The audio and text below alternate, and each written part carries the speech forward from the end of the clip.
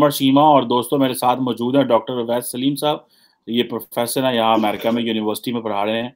Doctor साहब आपके वक़्त का बहुत शुक्रिया सर। जी, शुक्रिया चीमा साहब। डॉक्टर साहब आज आपसे आपका क्योंकि मीडिया का बड़ा तजर्बा है, आप पढ़ाते भी हैं मीडिया और आपने ऑन ग्राउंड प्रैक्टिस भी की हुई है, मीडिया हाउसेस में काम भी किया हुआ है। सर क्या हो रहा है इमरान खान साहब जो हैं वो क्या डायरेक्शन दे रहे हैं मुल्क को? आप क्या समझते हैं जो ऑपोजिशन का नो कॉन्फिडेंस मोशन है, क्या ये मुल्क के लिए अच्छा है? और इमरान खान साहब जिन्होंने बजाय पार्लियामेंट के रुजू करने के और अपनी पावर पॉलिटिक्स करने के और बजाय इसके कि पार्लियामेंटेरियन से कांटेक्ट करने के, वो अवाम सड़कों पे निकल गए और कह रहे हैं कि देखो मेरे साथ फ्रॉड हो गया, मेरे खिलाफ सारे इकट्ठे चोर डाकू इकट्ठे हो गए। ये पाकिस्तान की सियासत को आप किस तरफ जाते हुए देख रहे हैं सर? जी चीमा साहब, देखिए पहले तो आपने क्योंकि मीडिया के बैकग्राउंड का जिक्र किया, ये जो कुछ हो रहा है हमारे यहाँ, ये इस वक्त एक जो एक्टिव जर्नलिस्ट है जो इस वक्त फील्ड में है उसका ड्रीम है। टीवी कैमरास आप लगा दें, लाइव कवरेज होती रहे, आपने न्यूज रूम में बैठ के सिर्फ कैमरास कट करने हैं और खुद से आपको कुछ नहीं सोचना, कोई कंटेंट जो है वो आपको बनाने की जरूरत नहीं है। बस लोग टीवी स्क्रीन से चिपके हुए हैं, वॉल टू वॉल कवरेज हो रही है और काम चल रहा है। हाँ, जो लोग मेरे दोस्त फील्ड में हैं, जो सुबह से शाम तक ये जलसे जुलूसों के साथ चल रहे हैं या मैदान में वहां पे जहाँ ग्राउंड में जलसा हो रहा है वहां उनकी ड्यूटियां लगी हुई हैं, उनके लिए यकीनन जो है वो काफी ये एक तरह से टैक्सिंग है, वो उनको बड़ी तवानाई चाहिए ये करने के लिए। लेकिन बहरहाल फील्ड का एक अपनी एनर्जी होती है। अब आपने जो इमरान खान साहब की जो स्ट्रैटेजी है उसका तज़किरा किया, तो आप जब एनालाइज करते हैं तो आप उस शख्सियत का ट्रैक रिकॉर्ड देखते हैं और आप फिर ग्राउंड सिचुएशन देखते हैं कि जिस कॉन्टेक्स्ट में ये सारा कुछ हो रहा है वो क्या है। अब अगर आप इमरान खान साहब को देखें तो 2013 में भी उन्होंने यही किया, 1996 से जब से उन्होंने पार्टी शुरू की है वो यही कर रहे हैं। उनके मिजाज में एक कन्फ्रंटेशनल एलिमेंट है जिससे ऐसे लगता है कि वो जो उनके वो हिडन जो उनके टैलेंट्स हैं और जो उनके हवासे खमसा है वो पूरी तरह से बेदार हो जाते हैं और वो फिर कहते हैं कि अच्छा आप मैदान में आए। उस फास्ट बॉलर की तरह जिसको 2 चौके लग जाएं तो वो कहता है कि आप भले मैं तुमको आउट ना कर सकूं लेकिन बाउंसर फेंक फेंक के मैं तुम्हारी खोपड़ी जरूर खोल दूंगा। सो इस वक्त अब इमरान खान साहब उस मोड में आए हुए हैं और ये सिर्फ पीटीआई तक महदूद नहीं है ये टेंडेंसी। अगर आप देखें तो जब पनामा का केस चल रहा था और जब उसका फैसला हुआ तो मियां नवाज शरीफ साहब ने भी यही किया था, वो भी सड़कों पर निकल गए थे, उन्होंने भी जलसे किए थे, उन्होंने भी इस्लामाबाद से लाहौर तक का सफर जीटी रोड से किया था और इस मुकदमे को एक सियासी शक्ल देने की कोशिश की थी और अपने हामियों को इस बुनियाद पर जो है वो मुतहरिक करने की कोशिश की थी। अब इमरान खान साहब भी यही कर रहे हैं क्योंकि मुल्क के अंदर जो इस वक्त सिचुएशन है, जब तक ये अदम एतमाद की तहरीक नहीं आई थी, तो आप अगर उसको जांचने की कोशिश करें, महंगाई का मसला था, लोग जो है 2 वक्त की रोटी के लिए तंग थे, अमूमी तौर पर जो बाइंग पावर थी वो कम थी, पेट्रोल की, बिजली की कीमतें जो थी वो मुसलसल बुनियादों पर बढ़ती जा रही थी। सो इमरान खान साहब का जो पब्लिक सपोर्ट थी उसको ऐसे लगता था कि इन तमाम चीजों की वजह से डेंट पड़ा है।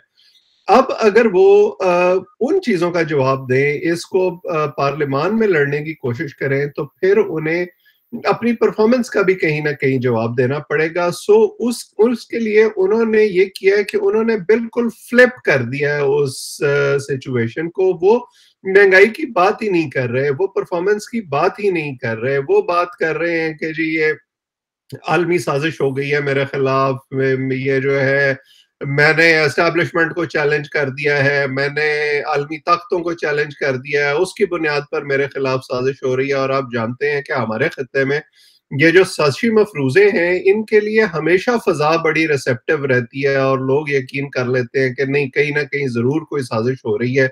दुनिया रोज सब जब सुबह उठती है तो हमारे खिलाफ कोई मंसूबे बनाना शुरू हो जाती है और अगर ये बंदा मुझे ये बता रहा है कि हाँ वाकई ऐसा हो रहा है और ये मेरा लीडर भी है और मैं इस पे यकीन भी करता हूं तो यकीनन ऐसा हो रहा होगा। सो बुनियादी तौर पर ये असल इश्यूज से डिफ्लेक्ट करके और एक पावर शो करके अपने हामियों को تیار کرنا، متحرک کرنا اور اس بنیاد پر اگلے الیکشن میں لے جانے کی ایک کوشش ہے۔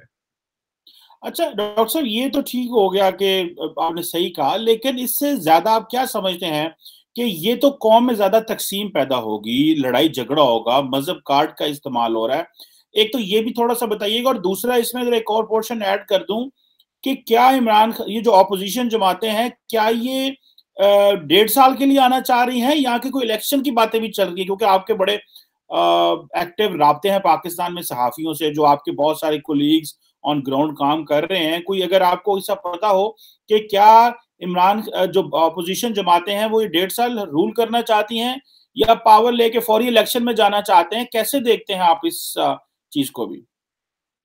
دیکھیے، دو آپ کے سوال کے حصے ہیں۔ پہلا تو جو عمران خان صاحب جس قسم کا بیانیہ بنا رہے ہیں اس سے متعلق ہے۔ اگر آپ دیکھیں تو ان کی سیاست میں اور اس 3.5 سال کی جو حکومت تھی، اس میں بہت ساری کانٹرڈکشنز رہی ہیں، جس کا اظہار ہمیں ابھی بھی دیکھنے کو مل رہا ہے۔ جب آپ کو یاد ہوگا پچھلے سال تحریک لبیک مظاہرے کر رہی تھی، اور میں خود بھی بہت مخالفت کرتا رہا ہوں ان کے مظاہروں کی، اور عمران خان صاحب پارلیمنٹ میں کھڑے ہو کر ان کو یہ سمجھانے کی کوشش کر رہے تھے کہ جی دیکھیں، ہم دنیا سے لڑائی نہیں کر سکتے، ہم فرانس کے سفیر کو آپ کے کہنے پر نکال نہیں سکتے، اس کا ہمیں بڑا نقصان ہو جائے گا۔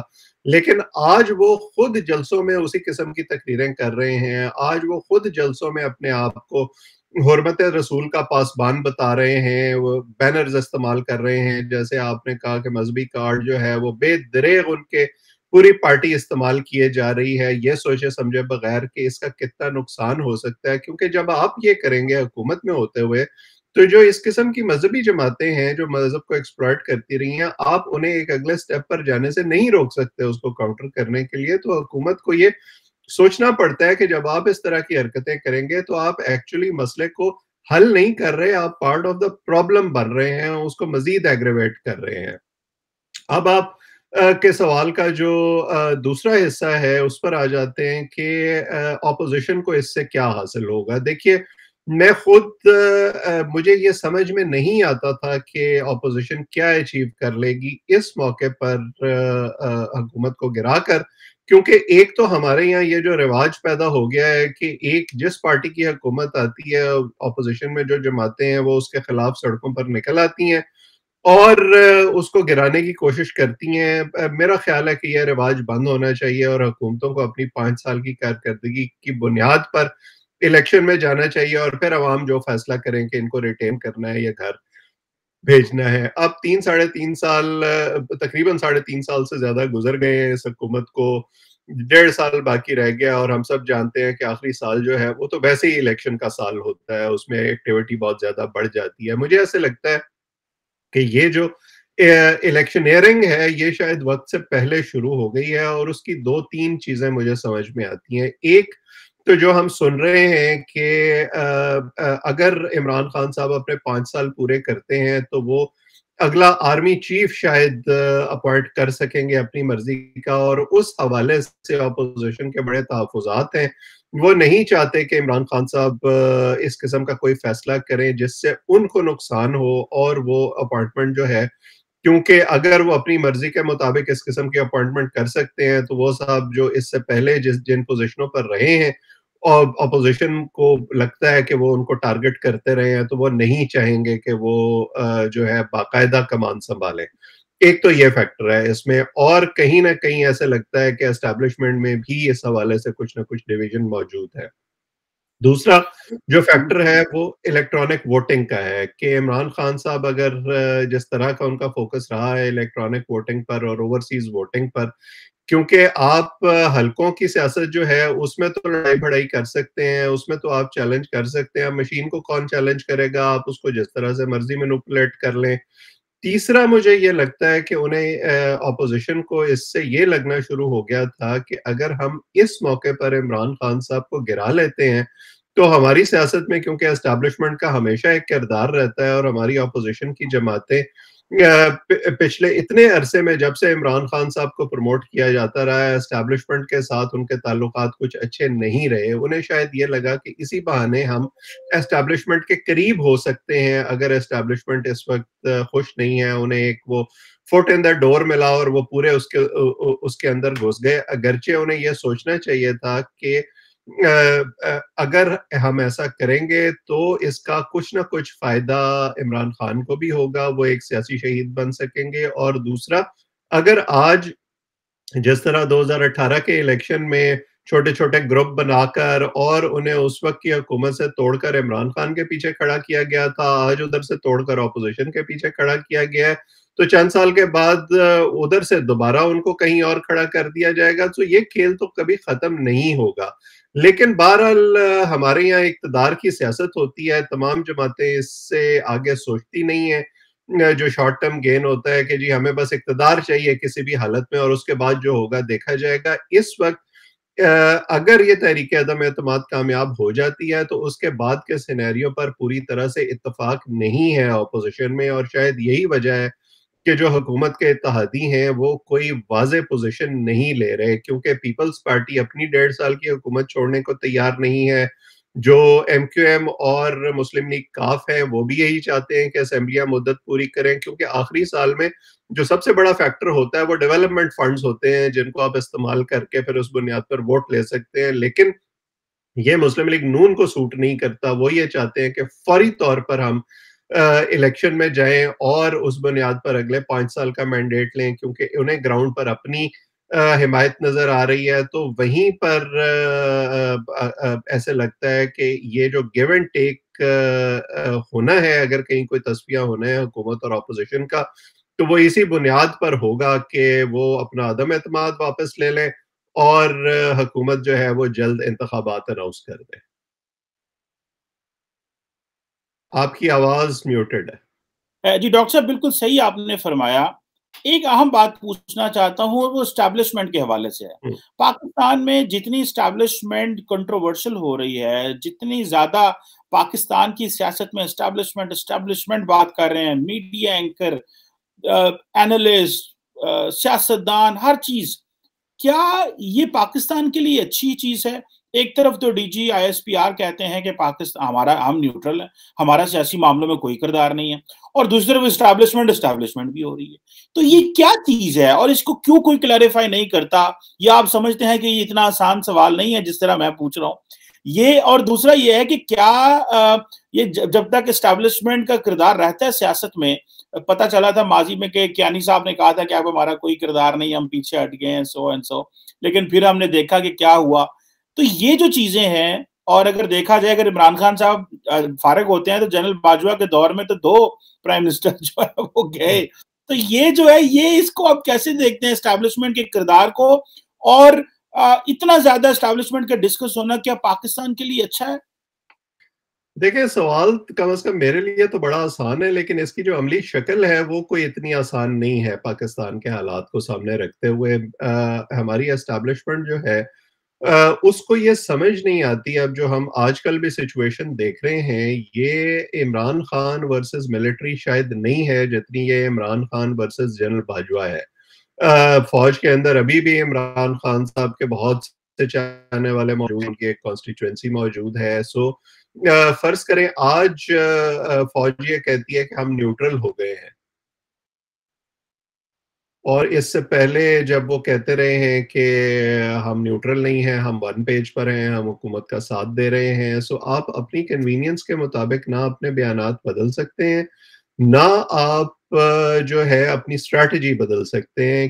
اگر آپ کو یاد ہو کچھ سال پہلے جب جنرل آصف غفور آئی ایس پی آر کے ترجمان تھے تو انہوں نے ایک بیان دیا تھا کہ خاموشی کی بھی ایک زبان ہوتی ہے. تو اسی طرح نیوٹرلٹی بھی جو ہے پاکستان کے کانٹیکسٹ میں اس کی بھی ایک سیاسی اہمیت ہوتی ہے. اور ہم دیکھ رہے ہیں کہ جب اسٹیبلشمنٹ نیوٹرل نہیں تھی تو کس طرح سے لائن لگا کر لوگ پی ٹی آئی کی طرف جا رہے تھے, اور اب جب کہ وہ نیوٹرل نہیں رہے, انہوں نے یہ واضح انڈیکیشن دے دی ہے کہ لوگ اپنا فیصلہ کرنے میں آزاد ہیں, تو کس طرح سے پی ٹی آئی کے اندر توڑ پھوڑ ہو رہی ہے اور لوگ جو ہیں ادھر ادھر گھوم رہے ہیں. لیکن اسٹیبلشمنٹ کا یہ کردار اتنی دفعہ اتنے طریقے سے ہو چکا ہے کہ ابھی تک وہ اپنی واضح پوزیشن اس لیے لینے میں کامیاب نہیں ہو رہے کیونکہ انہیں یہ یقین نہیں ہے کہ ایسا نہ ہو کہ ہم کوئی اناؤنسمنٹ کر دیں اور آخری موقع پر کوئی فون آ جائے تو پھر ہم کیا کریں گے، اس پر بیک ٹریک کیسے کریں گے. اس لیے تمام جو سٹیک ہولڈر ہیں وہ آخری وقت تک انتظار کر رہے ہیں، اگرچہ وہ اپنے ذہن میں فیصلہ کر چکے ہیں، کمٹمنٹس لے چکے ہیں. ہماری اسٹیبلشمنٹ کو بھی یہ سمجھنا ہوگا کہ وہ شخصی پسند اور ناپسند کی بنیاد پر اپنے فیصلے نہیں کر سکتے. انہیں نہ وہ اس معاملے میں ٹیکٹیکل ہو سکتے ہیں، انہیں ایک اسٹریٹجک ڈیسیجن لینا ہوگا، ایک پرنسپلڈ پوزیشن لینی ہوگی کہ وزیر اعظم ان کی پسند کا ہو یا نہ ہو، وہ سیاست میں مداخلت نہیں کر سکتے. اور اس بنیاد پر، جیسے میں ابھی تھوڑی دیر پہلے کہہ رہا تھا، کہ آج فرض کریں وہ نیوٹرل رہ کر عمران خان صاحب کو نکالنے میں کامیاب ہو جاتے ہیں اور کل کو کوئی اور آ جاتا ہے، تو یہ جو ساری موو چل رہی ہے، میں تو یہ یقین کرنے کو تیار نہیں ہوں کہ عمران خان صاحب کی بجائے اب وہ اپوزیشن کی محبت میں گرفتار ہو گئے ہیں. ان سے جو ان کی شکایات ہے وہ تو اپنی جگہ موجود رہیں گی، تو کل کو جو نیا وزیر اعظم آئے گا پھر کیا ہوگا. سو ہماری اسٹیبلشمنٹ کو یہ سوچنا ہوگا کہ یہ اس قسم کا جوڑ توڑ اور اس قسم کی جو ساجے کی ہنڈیاں پکا کے لوگوں کے سامنے رکھنا اور الٹرنیٹیوز پیش کرنا، یہ ان کا کام نہیں ہے. جب تک وہ یہ کرتے رہیں گے تب تک جو ہے وہ عوام بھی ریاکٹ کرتی رہے گی، اس کے نیگیٹو کانسیکوینسز بھی سامنے آتے رہیں گے، اور اس بنیاد پر ان کو تنقید کا سامنا بھی کرنا پڑے گا. یہ نہیں ہو سکتا کہ آپ اس سارے عمل میں کہیں نہ کہیں شامل تو رہیں، چاہے آپ پس پردہ رہیں، لیکن آپ اپنی مووز کرتے رہیں، لیکن آپ لوگوں سے یہ توقع کریں کہ سارا جو اس کے کانسیکوینسز ہیں وہ سیاسی حکومت بھگتے گی اور آپ کا نام کوئی نہیں لے گا. اب جیسے ہم پچھلے 2-3 سال میں دیکھتے رہے ہیں، جو مہنگائی کی اور جو صورتحال ہوئی، جب عمران خان صاحب پر تنقید ہوتی تھی تو ساتھ اسٹیبلشمنٹ پر بھی تنقید ہونی شروع ہو گئی تھی. لوگ کہتے تھے کہ جی یہ لے کر آئے ہیں، ان کو ان کی وجہ سے ہو رہا ہے یہ سارا کچھ. اور ہم نے دیکھا ہے کہ ہماری فوج بڑی حساس ہے اپنے پبلک امیج کے حوالے سے، تو انہیں یہ سوچنا ہوگا کہ وہ ایک پرنسپل پوزیشن لیں. یہ نہ ہو کہ کوئی کسی ایک وزیر اعظم کے آنے سے یا نہ آنے سے، یا ایک آرمی چیف کے آنے سے یا جانے سے جو ہے وہ اس پر یہ ڈیپینڈ کرے کہ ان کے سیاسی حکومتوں کے ساتھ تعلقات جو ہیں ان کی نوعیت کیا ہوتی ہے. بالکل ڈاکٹر صاحب، آپ نے صحیح اس کو ایکسپلین کیا. آخری چھوٹا سا سوال، یہ جو کچھ ہو رہا ہے اس سے کیا آپ کو سیاسی کرائسس پاکستان میں پیدا ہوتا ہوا نظر آ رہا ہے؟ یعنی کہ اگلے کچھ سال بھی، کیونکہ ایک چیز تو تھی نا کہ عمران خان نے 2023 اگست تک رول کرنا ہے، اب وہ چیز نہیں رہی. اب یہ 1.5 سال کس طرح کا ہونا ہے، آگے پاور کیسی ہونی ہے، تو یہ کرائسس سا ہے. آپ اس کو کیسے دیکھتے ہیں؟ اس کا پاکستان کی اکانومی کو، پولیٹیکل سٹیبلٹی کو، سوشل کنسٹرکٹ کو، مہنگائی کو، انٹرنیشنل کمٹمنٹس ہیں، آئی ایم ایف ہے، کس طرح کوئی نقصان ہو سکتا ہے، یا کہ آپ سمجھتے ہیں کہ یہ ٹرانزیشن سے معاملات ٹھیک ہو جائیں گے؟ نہیں، میں نہیں سمجھتا کہ ٹرانزیشن سے معاملات ٹھیک ہوں گے. جیسے، اور اس کو میں جوڑتا ہوں اسی بات سے جو میں پہلے کر رہا تھا، کہ میری یہی خواہش تھی اور ہے کہ جو حکومت آئے وہ اپنے 5 سال پورے کرے. اس کی وجہ یہ ہے کہ یہ جو ہمارے یہاں رواج پڑ گیا ہے کہ حکومتوں کو دباؤ ڈال کر، محلیاتی سازشیں کر کے، بیک گراؤنڈ مووز کر کے، سڑکوں پر آ کر وقت سے پہلے نکالا جا سکتا ہے. جب 2013 میں پی ٹی آئی کی حکومت، مسلم لیگ نون کی حکومت آئی تھی، تو عمران خان صاحب یہ کر رہے تھے. اب جب عمران خان کی حکومت ہے تو پچھلے 2 سال سے اپوزیشن یہی کرنے کی کوشش کر رہی ہے. تو کیا ہے، عمران خان صاحب جن کی بہرحال گراؤنڈ پر ایک سپورٹ موجود ہے پبلک میں، کیا وہ چپ کر کے بیٹھ جائیں گے؟ وہ ٹھیک کہتے ہیں کہ وہ گھر میں نہیں بیٹھیں گے، اور وہ بھی حکومت کو اسی طرح سے ٹف ٹائم دینے کی کوشش کریں گے جس طرح وہ پہلے دیتے رہے ہیں یا اب انہیں اپوزیشن کی طرف سے مل رہا ہے. اور یہ جو جلسہ وہ کر رہے ہیں 27 مارچ کو اسلام آباد میں، یہ اس کا نقطہ آغاز ہے. یہاں سے وہ مومنٹم بلڈ کریں گے آگے اپنی الیکشن کیمپین کے لیے بھی، اور اگر ان کی حکومت نہ بنی تو حکومت کو ٹف ٹائم دینے کے لیے بھی. تو وہ جو انسٹیبلٹی کی کیفیت ہے وہ تو برقرار رہے گی. اب جو معاہدے کیے ہیں آئی ایم ایف سے پی ٹی آئی نے، اگر فرض کریں نئی حکومت ان کو برقرار رکھتی ہے تب بھی قیمتیں بڑھیں گی اور مہنگائی مزید بڑھے گی. اگر وہ یہ فیصلہ کرتے ہیں کہ انہیں یہ معاہدہ ختم کرنا ہے، تب بھی اس وقت تقریباً 20-22 ارب ڈالر کی کمپلشنز جو ہیں وہ پاکستان پر موجود ہیں. پاکستان کو پیسے ادا کرنے ہیں. پھر جو جس قسم کی صورتحال اس وقت انٹرنیشنلی بن رہی ہے، عمران خان صاحب اپنے جلسوں میں جس قسم کا ریٹرک استعمال کر رہے ہیں، ان کی چاہے یہ خیال ہو کہ یہ صرف لوکل کنزمپشن کے لیے ہے، لیکن دنیا میں لوگ اس کو دیکھتے ہیں، اس کو انٹرپریٹ کرتے ہیں، اس کا آپ کے خارجہ تعلقات پر بھی کہیں نہ کہیں اثر ہوتا ہے. سی پیک کے حوالے سے ہم بہت ساری باتیں سنتے رہے ہیں ان 3 سال میں. تو یہ ساری وہ چیلنجز ہیں، اور سب سے بڑا اکانومی کا چیلنج ہوگا جو اگلی حکومت کو برداشت کرنا پڑے گا. جس طرح سے ملیٹنسی بڑھ رہی ہے وہ اگلی حکومت کے لیے ایک چیلنج ہوگا. سو مجھے تو جو امیڈیٹ ٹرم میں جو اگلا الیکشن ہے اور اس کی جو کیمپین ہے وہ بھی بڑی اگلی نظر آ رہی ہے، اور اس کے بعد کا جو منظرنامہ ہے وہ بھی کسی جماعت کے لیے کوئی اتنا آسان نہیں ہوگا. بالکل ٹھیک کہا کہ آپ نے. یہ جو آئندہ کا منظرنامہ ہے یہ سب کو ہی بڑا عجیب سا لگ رہا ہے اور حالات بڑے خراب ہیں. اب سننے میں آیا کہ وہ کہہ رہے ہیں کہ میں اینٹی اسٹیبلشمنٹ تو نہیں ہوں گا. کل سنا انہوں نے جو صحافیوں سے باتیں کی ہیں، دیکھتے ہیں کہ وہ کس طرح کی ایجیٹیشن کرتے ہیں، اور وہ جب کہتے ہیں کہ میں گھر نہیں بیٹھوں گا، وہ کس طرح کا گھر ہے، وہ گھر نہیں بیٹھتے. انٹرسٹنگ ٹائمز آ رہے ہیں. Thank you very much doctor Owais Saleem sahab for your time and valuable analysis sir. شکریہ.